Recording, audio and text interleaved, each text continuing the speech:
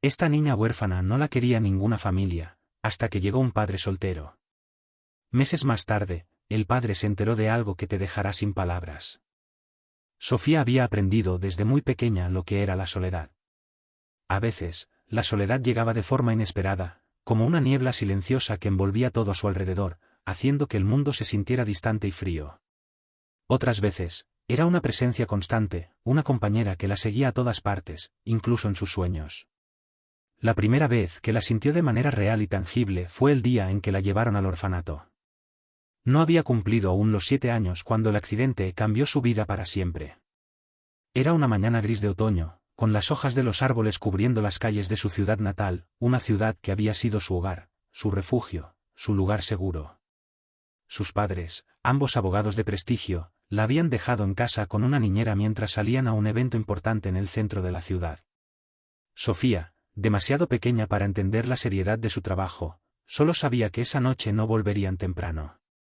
La niñera la acostó, como tantas otras veces, con una historia antes de dormir y un beso en la frente. Pero esa fue la última noche en la que su vida siguió siendo la que conocía. A la mañana siguiente, se despertó con el sonido de murmullos preocupados, pasos acelerados en la casa, y el rostro lloroso de su niñera. Fue ese día cuando supo, sin entender completamente, que sus padres no volverían jamás. No había despedidas, ni abrazos de consuelo, solo el vacío de una pérdida que no podía comprender a su corta edad. Los días siguientes fueron un torbellino de confusión y tristeza. Familias y amigos se reunieron para el funeral, pero Sofía no podía procesar lo que estaba ocurriendo. Veía a los adultos llorar, abrazarse, y mirarla con una mezcla de compasión y lástima, pero nadie parecía saber qué decirle. Las palabras de consuelo que le ofrecían eran vagas, abstractas, y no aliviaban el dolor que empezaba a sentarse en su pequeño corazón. Durante semanas, estuvo bajo el cuidado de diferentes amigos de la familia, siempre moviéndose de una casa a otra, sin un lugar que pudiera llamar realmente suyo. Finalmente, después de varias discusiones entre abogados y parientes lejanos, se tomó la decisión de enviarla a un orfanato. No había familiares cercanos dispuestos o capacitados para hacerse cargo de ella. Las promesas de encontrar una familia adecuada se repetían como un mantra vacío, pero Sofía, con su mente infantil, solo sabía que había sido enviada lejos de todo lo que conocía y amaba. El día que la llevaron al orfanato, no lloró. Ya no le quedaban lágrimas. Había pasado tanto tiempo tratando de entender su nueva realidad que su corazón se había endurecido. El orfanato era un edificio viejo, de ladrillos oscuros, situado en las afueras de una ciudad que no conocía. Tenía una fachada imponente, con ventanas altas y rejas en algunas de ellas. A pesar de que las cuidadoras hacían lo posible por hacerlo acogedor, el lugar siempre tenía una sensación de tristeza. Los pasillos eran largos y silenciosos, las habitaciones pequeñas y frías, con camas alineadas una al lado de la otra, como si fueran parte de un ejército de pequeñas almas perdidas. Al principio, Sofía no entendía por qué estaba allí. Se preguntaba por qué nadie venía a buscarla, por qué nadie la quería. En su mente infantil, creía que tal vez había hecho algo mal, algo que la había hecho indeseable. ¿Había sido demasiado traviesa? ¿Había molestado a sus padres? ¿Por qué no la habían llevado con ellos al evento aquella noche? Estas preguntas sin respuesta se convirtieron en su compañía constante, martillando en su mente mientras intentaba adaptarse a su nueva vida. Los primeros meses en el orfanato fueron los más difíciles. Sofía era nueva, y los otros niños la miraban con curiosidad, pero también con desconfianza. En un lugar donde todos competían por la atención de las cuidadoras, y lo más importante, por la de las familias que venían a adoptar, los lazos de amistad eran difíciles de formar. Aún así, había algunos niños que, como ella, habían estado allí tanto tiempo que ya no recordaban cómo era el mundo fuera de esas paredes. Esos niños no competían tanto, porque habían perdido la esperanza hacía mucho tiempo. Y fue con ellos con quienes Sofía empezó a pasar más tiempo. Uno de esos niños era Paula. Paula había llegado al orfanato a los 5 años, después de que su madre cayera enferma y no pudiera cuidarla más. Tenía el cabello castaño y rizado, y unos ojos grandes y expresivos que siempre parecían llenos de preguntas sin respuesta. Paula y Sofía rápidamente se hicieron amigas. Se sentaban juntas durante las comidas, compartían historias antes de dormir, e incluso hacían planes sobre el día en que, tal vez, alguna familia las adoptaría y podrían visitarse mutuamente. Pero incluso en su amistad, había una sombra constante, la incertidumbre. Sabían que, tarde o temprano, una de las dos podría ser adoptada, y la otra se quedaría atrás. Ese pensamiento siempre estaba presente, aunque nunca lo decían en voz alta. En lugar de hablar de ello, preferían soñar con un futuro en el que ambas pudieran vivir juntas, con padres amorosos y una gran casa donde podrían correr y jugar sin preocuparse por nada más. Los domingos eran el día más importante en el orfanato. Era el día de visitas, cuando las familias interesadas en adoptar venían a conocer a los niños. Para muchos, ese día era una mezcla de emoción y miedo. Las cuidadoras preparaban a los niños con esmero, vistiéndolos con ropa limpia y peinándolos. A los niños más pequeños les decían que debían sonreír, comportarse y hacer lo posible por agradar a las familias. Para los más grandes, como Sofía y Paula, la preparación era más emocional. Sabían que las familias preferían a los bebés y a los niños pequeños, pero aún así, se les pedía que tuvieran esperanza, que no se desanimaran. Sofía odiaba los domingos. Al principio, había puesto todo su esfuerzo en lucir lo mejor posible, esperando que alguien la eligiera. Se miraba al espejo, ajustaba su vestido y sonreía a las familias que llegaban, tratando de parecer perfecta. Pero, con el tiempo, se dio cuenta de que, por más que lo intentara, siempre había otro niño que parecía más adecuado para las familias. Sofía veía cómo los bebés y los niños más pequeños se marchaban con sus nuevos padres, mientras ella quedaba en el orfanato, invisible para todos. Con cada domingo que pasaba, la esperanza de Sofía se desmoronaba un poco más. A los 9 años, ya había aprendido a no esperar demasiado. Paula, sin embargo, seguía manteniendo una chispa de optimismo. Siempre le decía que un día llegaría alguien que vería lo especial que era Sofía, que no debía rendirse. Pero incluso Paula, con su eterna esperanza, fue adoptada antes que Sofía. El día que Paula se fue uno de los más tristes para Sofía. Se despidieron entre lágrimas y abrazos, prometiendo que algún día se volverían a encontrar. Pero Sofía sabía que esas promesas, aunque bien intencionadas, eran difíciles de cumplir. Después de la partida de Paula, Sofía se encerró aún más en sí misma. Ya no esperaba ser adoptada. Había visto cómo los niños que llegaban después de ella se marchaban con familias, mientras ella seguía allí, invisible, siempre observando desde el fondo de la sala. Para cuando cumplió 12 años, Sofía ya no se molestaba en arreglarse para las visitas de los domingos. Se había resignado a la idea de que nadie vendría por ella.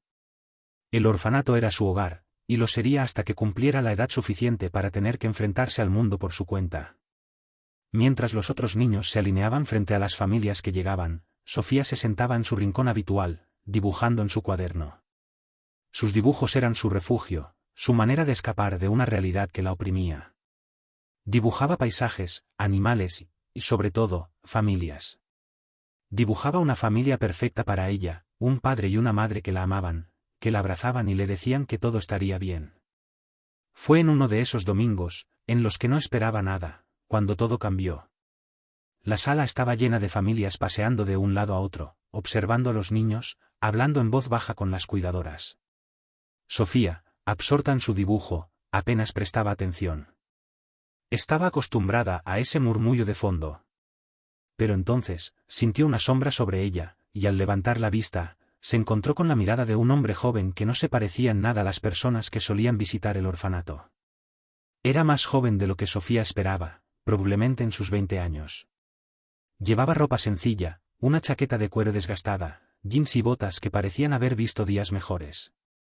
Su cabello oscuro estaba un poco desordenado, y su barba incipiente le daba un aire de alguien que no tenía tiempo para preocuparse demasiado por su apariencia. Pero lo que más llamó la atención de Sofía fueron sus ojos. Eran cálidos, llenos de una especie de tristeza y ternura que ella no había visto en mucho tiempo. El joven se agachó hasta quedar a su altura, y con una voz suave, le dijo: «Hola, me llamo Manuel. ¿Cómo te llamas?» Sofía lo miró, sorprendida. No estaba acostumbrada a que alguien le hablara directamente, y mucho menos de una manera tan amable. Sofía respondió, casi en un susurro. Manuel sonrió. No era una sonrisa amplia, sino más bien una sonrisa tranquila, como si estuviera asegurándole que no tenía nada que temer. ¿Puedo sentarme contigo?, preguntó. Sofía asintió, y Manuel se sentó a su lado en el suelo, sin decir nada más al principio. Observó el dibujo que Sofía estaba haciendo, un paisaje de montañas con un cielo azul profundo. «Dibujas muy bien», comentó después de un rato. Sofía no estaba acostumbrada a recibir cumplidos, especialmente de los adultos. La mayoría de las familias que venían al orfanato apenas la miraban 2 veces antes de seguir con su búsqueda de un niño más pequeño. Pero Manuel no parecía tener prisa. Simplemente se sentó allí, en silencio, acompañándola. Esa primera visita fue breve, pero algo en el interior de Sofía se agitó. Había algo en Manuel que la hacía sentir diferente, como si, por primera vez en mucho tiempo, alguien la viera realmente. No como una niña más en el orfanato, sino como Sofía, con sus sueños, sus miedos y su tristeza. Manuel no prometió nada ese día. No dijo que volvería, ni que estaba interesado en adoptarla. Simplemente se despidió con una sonrisa y una pequeña promesa velada en su mirada. La semana siguiente, sin embargo, Manuel regresó. Y luego la siguiente.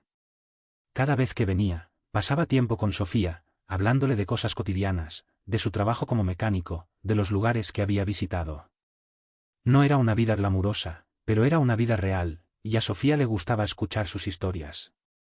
A veces, Manuel traía pequeños regalos, un cuaderno nuevo, lápices de colores o algún pequeño objeto que había encontrado y que pensó que a ella le gustaría. A medida que pasaban las semanas, Sofía comenzó a esperar con ansias las visitas de Manuel. Dejaba de lado sus dibujos cuando lo veía entrar por la puerta, y corría hacia él, sonriendo de una manera que no lo había hecho en años. Algo en su corazón, esa parte que había estado endurecida durante tanto tiempo, comenzaba a ablandarse. No sabía si Manuel tenía intenciones de adoptarla, pero ya no importaba tanto. Lo que importaba era que, por primera vez en mucho tiempo, alguien se preocupaba por ella, la escuchaba y la hacía sentir especial. Finalmente, un día, Manuel llegó al orfanato con una expresión diferente en su rostro. Estaba nervioso, y aunque intentaba disimularlo, Sofía lo notó de inmediato. La historia de Sofía y Manuel continuó como un relato que trascendía las fronteras del tiempo, el dolor y las limitaciones del mundo en el que vivieron. Después de aquel día en que Manuel decidió que Sofía sería su hija, sus vidas dieron giros inesperados, llenos de felicidad y transformaciones que nunca habrían imaginado. A medida que ambos crecían, tanto como personas como en la relación que los unía, cada paso que dieron fue una confirmación de que, a pesar de los obstáculos, el amor y la resiliencia podían construir un mundo completamente nuevo. Los primeros meses tras la adopción fueron, en muchos sentidos, un periodo de ajustes para Sofía y Manuel. A pesar de la emoción que había sentido cuando Manuel le pidió ser su padre, la vida no cambió mágicamente de la noche a la mañana. La casa a la que Manuel la llevó era pequeña y modesta, apenas suficiente para los dos. Para Sofía, acostumbrada a los secos fríos de los pasillos del orfanato, la casa, con sus paredes agrietadas y el olor constante a aceite de motor por el trabajo de Manuel, parecía un lugar completamente distinto. Al principio, Sofía sentía un poco de incomodidad. Había pasado tanto tiempo sin una familia real que no sabía cómo comportarse en una. Manuel, por su parte, era un hombre reservado, y aunque la amaba con todo su corazón, también tenía miedo. ¿Sería capaz de ser un buen padre? ¿Podría ofrecerle lo que una niña como ella merecía? Su preocupación aumentaba cuando, algunas noches, después de que Sofía se iba a la cama, Manuel se sentaba en la pequeña mesa de la cocina y revisaba las cuentas, preocupado por cómo llegarían a fin de mes. El taller de autos en el que trabajaba apenas generaba lo suficiente para pagar las facturas y mantenerlos alimentados. Pero la sonrisa de Sofía, cada vez más frecuente, le daba fuerza. Con el tiempo, la relación entre padre e hija empezó a florecer de manera más natural. Las cenas en silencio se volvieron menos frecuentes, y en su lugar aparecieron largas conversaciones.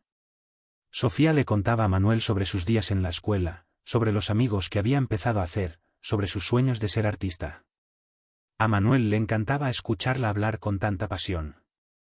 Verla dibujar en su pequeño cuaderno, concentrada y serena, le recordaba que había hecho lo correcto al adoptarla. Aunque la vida no era perfecta, Sofía le traía una luz que antes no sabía que necesitaba. Los fines de semana se convirtieron en un momento especial para ambos.